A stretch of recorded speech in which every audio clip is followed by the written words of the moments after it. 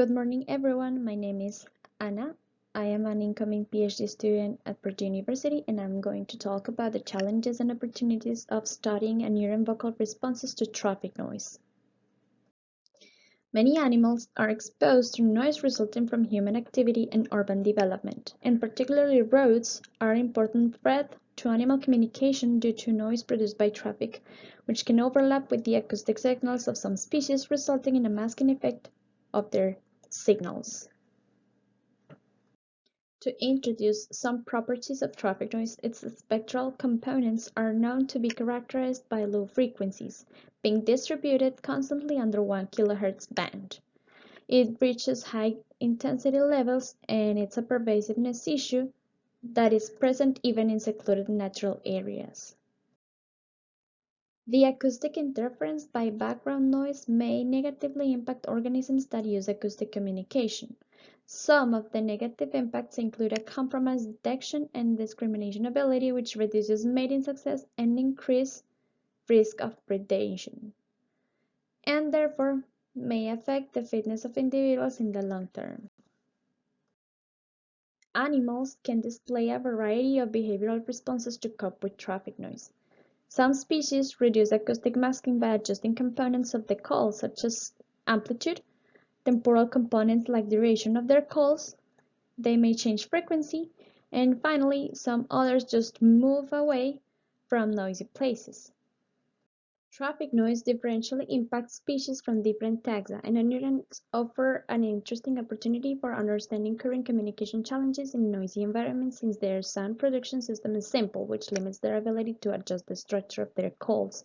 And also, unlike other animals, frogs and toads also tend to have low dispersion away from signaling sites, reducing their ability to escape these noisy conditions. Over the last 2 decades, there has been an increasing number of studies assessing the effects of traffic noise on anuran vocalizations. However, there is no consensus on best practices, and diverse approaches limit interpretation beyond a single study. So discussing the challenges in this field could help constructing more standardized methods and allow us to draw general patterns about the impacts of noise pollution in anurans. Therefore, our objective was to review literature and identify common methodological challenges in studies assessing traffic noise impacts on anuran communication.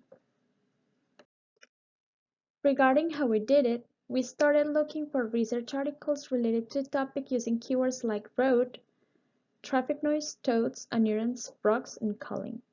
Also, we performed a forward and backward reference searching. So far, we found 16 studies assessing responses of frogs to traffic noise. These studies can be grouped based on the methodological approach used. Some studies evaluate variation across space and then compare call properties across breeding sites, examining the effect of varying noisy conditions. Other studies examine responses across a temporal scale in which noise varies. In this case, signaling is usually evaluated within fine scales, as frogs use call timing strategies like calling during quiet gaps to avoid traffic noise. Another approach could include comparing calling strategies over the course of the day to evaluate changes in calling behavior with variation in traffic intensity. And the last approach is to broadcast pre-recorded traffic noise at calling frogs using playback experiments to investigate plastic strategies of frogs to avoid acoustic interference produced by traffic noise. From these 3 groups, we identified the following common challenges. First, not reporting basic details such as distance at which intensity is measured and the weighting of the SPL meters. The intensity of a sound decreases with distance, so it is important to measure it to interpret changes in intensity. And SPL meters have different settings that weigh differentially certain frequencies, so it's important to state this information in methods. Another common situation is that there are cases where studies lack robust descriptions of traffic noise and ignore its variation.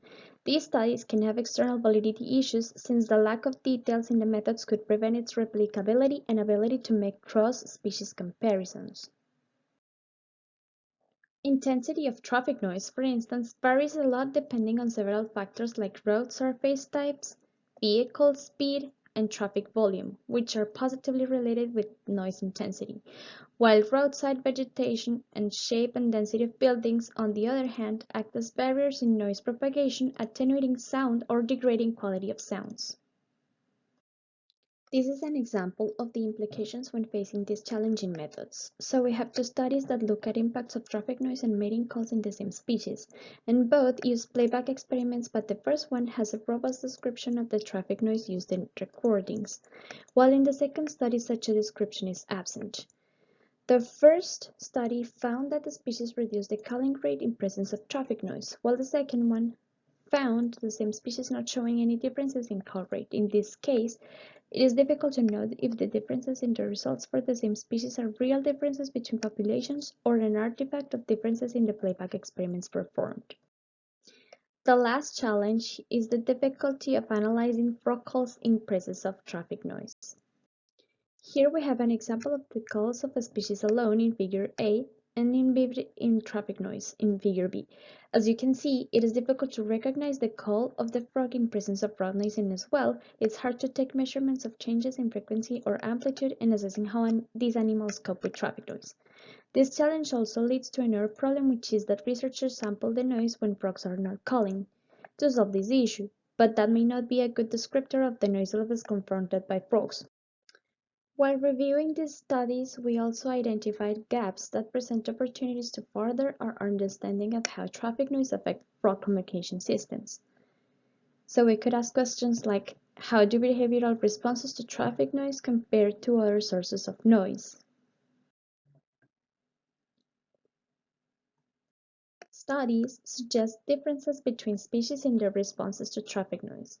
While more studies at the species level are necessary to determine general patterns, investigations at the community level offer opportunities to understand how traffic noise affects the chorus dynamics and interactions between species and mixed species groups. To fully understand the effect of traffic noise on communication systems, we need to examine the responses of receivers, female frogs. When changes in signal and behavior are detected, effects on females are often assumed. Investigations of the effect of traffic noise on female attraction and mate choice are critical to determine the long-term fitness consequences. Even in cases in which males may not alter signal properties or calling strategies, traffic noise can affect how females respond to the calls. So work that examines the behavior and physiological responses of female frogs to noise is an important piece of the communication puzzle. Finally, identifying evolutionary pathways that may have resulted in pre-adaptations in frogs to respond to high levels of traffic noise can provide insights about strategies, both by senders and receivers, that allow them to successfully navigate this challenge.